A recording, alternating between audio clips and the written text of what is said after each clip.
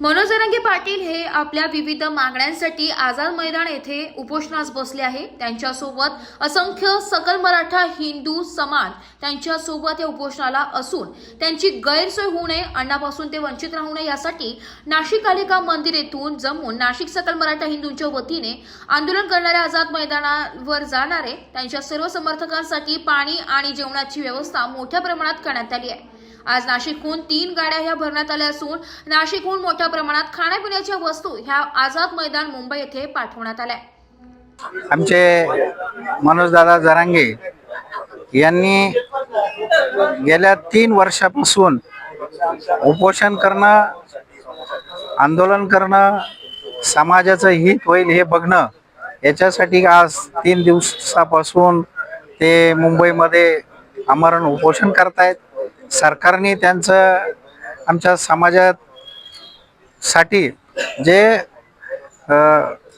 Hotel, टपऱ्या, नगरपालिकेचे संडास, bathroom सगळं बंद केलं होतं का त्यांना असं वाटलं होतं की हे असा त्रास दिल्यानंतर हे समाजाचे लोक निघून जाणार।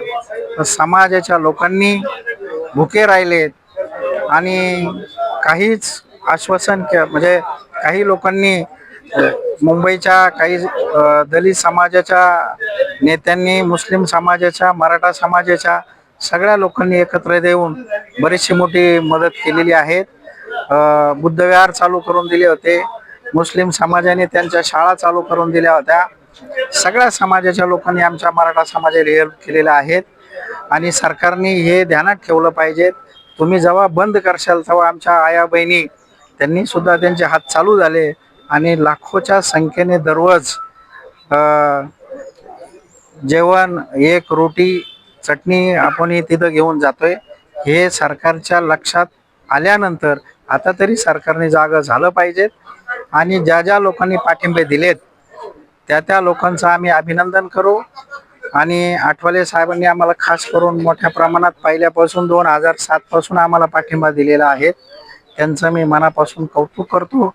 आणि आज त्यांनी विचारपूस केली की आपले काही लोक जर कुठं उपाशी राहणार असतील, काही अडचण असेल तर आम्हाला कळवा, आम्ही आमच्या कार्यकर्त्यांना सांगू, आम्ही स्वतः त्याच्यात भाग घेऊ आणि लोकांचं अडचणी दूर करू।